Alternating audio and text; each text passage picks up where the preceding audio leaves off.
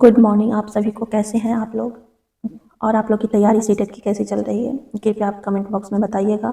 अगर आप SST paper 2 का प्रिपेयर कर रहे हैं, एग्ज़ाम देने जा रहे हैं, तो आप वीडियो पूरा देख लीजिएगा। अगर आपको एसएसटी पेपर 2 का नोट्स चाहिए तो आप मुझे कमेंट बॉक्स में लिखिएगा। साथ ही आपको बता दें, अगर आप चैनल पर नए हैं तो चैनल को लाइक सब्सक्राइब कर दीजिएगा और कृपया प्लीज़ इसे शेयर कर दीजिएगा। आप सभी को पता ही होगा कि एनसीईआरटी बुक से सारा क्वेश्चन एनसीईआरटी बुक से पूछा जाता है। अगर आप एनसीईआरटी बुक्स अच्छे से पढ़ लिए हैं तो आप लोग को 40+ मार्क्स आ जाएंगे। अगर आप नहीं पढ़े हैं तो कृपया आप मेरा वीडियो पूरा देखिएगा। 40+ मार्क्स आपको आएंगे, जरूर आएंगे। और मैं ये नोट्स आप लोग को एनसीईआरटी बुक से बनाई हूँ, जिसे हम आप लोग के साथ शेयर कर रही हूँ। तो देर न करते हुए चलते हैं। पहला जो टॉपिक है, जो मेन टॉपिक है, वही मैं लेकर के आई हूँ। जमीन को नापना और रिकॉर्ड रखना किसका काम होता है? पटवारी का काम होता है। पटवारी को क्या कहते हैं? लेखपाल, कर्मचारी, ग्रामीण अधिकारी और कानूनगो। ये सब जो नाम है ये आपको कंफ्यूज करेगा, तो आप लोग ये नाम लिख लीजिए और याद कर लीजिए कि पटवारी को क्या क्या नाम से बुलाया जाता है।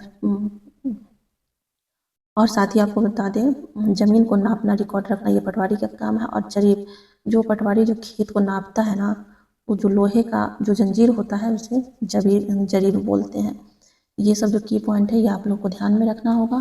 साथ ही नेक्स्ट चलते हैं, पटवारी का काम और क्या क्या काम है उसको आप याद कर लीजिए। कि पटवारी का जो काम है, किसानों से भूमि कर भी इकट्ठा करना होता है। तो आप ऑप्शन में आ जाएगा, तो आप इसे पढ़े रहेंगे तो ध्यान में रहेगा कि पटवारी का और भी काम हो सकता है। पटवारी का काम किसानों की भूमि पर भी कर इकट्ठा करना होता है। और सरकार को अपने क्षेत्र में उगने वाली फसलों की जानकारी देना भी पटवारी का काम होता है। और क्या होता है? जमीन को नापना, रिकॉर्ड रखना, साथ ही भूमि कर भी इकट्ठा करना और सरकार को अपने क्षेत्र में उगने वाली फसलों की जानकारी देना, ये सब पटवारी का काम होता है। तो पटवारी के बारे में इतना आपको ध्यान रखना होगा। फिर नेक्स्ट जो पॉइंट था, तहसीलदार। तहसीलदार क्या काम करता है उसके बारे में आपको जानना है। तो पटवारी के काम का जो निरीक्षण कौन करता है? जो पटवारी काम ठीक से कर रहा है या नहीं कर रहा है उसका निरीक्षण करता है तहसीलदार। तहसीलदार नाम आपको याद रखना है, तहसीलदार और पटवारी।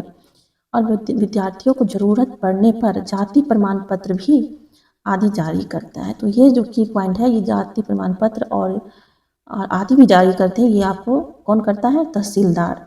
और पटवारी का निरीक्षण भी तहसीलदार करता है, यह याद रखना है। नेक्स्ट हम चलते हैं, साथ ही दफ्तर में जमीन से जुड़े जो विवाद होते हैं उस मामले में से भी मामला जो होता है ये सुन सकते हैं, उसका डिसीजन ले सकते हैं। तो ये सब की पॉइंट जो है आपको याद रखना है, जो एग्जाम में आपको बहुत ही हेल्पफुल करेगा। नेक्स्ट हम चलेंगे कि एक नया कानून हिंदू अधिनियम धारा 2005 में बताया गया था। पहले जो पुरुष को ही, जो भी पुरुष हो उसी को अपनी ज़मीन में, अपने पैतृक ज़मीन में हक था।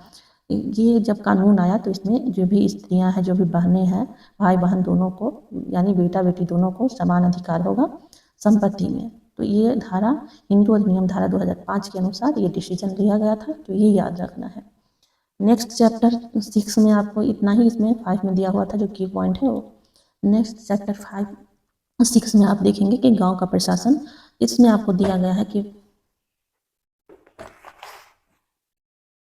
भारत में 80% किसान जो होते हैं छोटे किसान होते हैं। कितना परसेंट किसान छोटे किसान होते हैं? और 20% ही किसान बड़े होते हैं। और सब जितने भी होते हैं, जो छोटे किसान होते हैं ज़्यादातर मजदूर होते हैं, दूसरे को खेतों में काम करते हैं, या किसी किसी को छोटा सा अपना ज़मीन होता है। तो 80% किसान भारत में छोटे किसान हैं और 20% ही बड़े किसान हैं। साथ ही आपको ये ध्यान में रखना कि हमारे देश के ग्रामीण परिवारों में से करीब 40% खेतिहर मजदूर हैं। और ये 40% ही याद रखना है आपको। साथ ही इसमें बताया गया था कि नागालैंड में सीढ़ी नुमा खेती की जाती है। नागालैंड में पहाड़ी इलाका है, पहाड़ी को काट काट के छोटे छोटे जगहों में सीढ़ी नुमा खेती की जाती थी। और यहाँ एक गांव है जिसका नाम है चिजानी। चिजानी है। इस गांव में रहने वाले लोग चखेसंग समुदाय के हैं, जो वहाँ पे खेती करते हैं और खेत में वो छोटे घास फूस निकालते हैं। नेक्स्ट है क्लास 7, नगर प्रशासन। पंचायत के चुने हुए सदस्य को पंच कहते हैं, ये आपको याद रखना है। शहर में विभिन्न वार्डों में बटा, शहर जो होता है विभिन्न वार्डों में बटा होता है। जैसे नगर निगम के चुने हुए सदस्य को पार्षद कहते हैं। और पार्षद के समूह उन मुद्दों पर काम करता है जो पूरे शहर उससे प्रभावित होता है।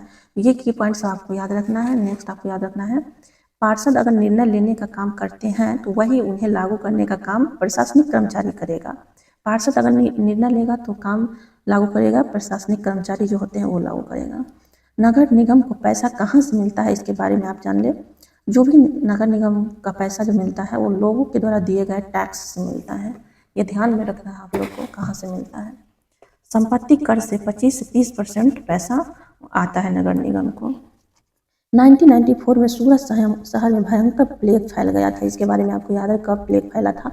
वहाँ पे बहुत सारा कचरा रोड पे रख दिया गया था, जिससे भयंकर बीमारी फैल गया था और पूरे पुणे शहर को खाली करना पड़ा था।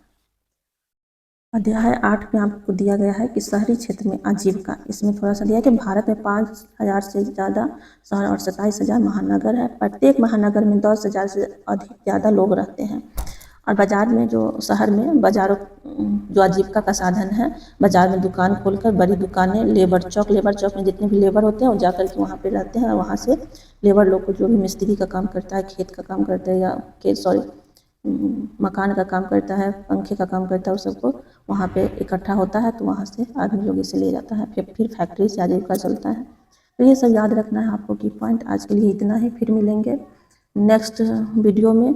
क्लास 7 का NCERT पॉलिटी का जितने भी संविधान का जो है पॉलिटी का क्वेश्चन सब लेकर के आऊँगी, एक एक चैप्टर का। तो आप लोग मेरे साथ बने रहिएगा और कृपया इसे सब्सक्राइब कर दीजिएगा प्लीज़ और लाइक कर दीजिएगा। धन्यवाद आप सभी को मेरे साथ बने रहने के लिए।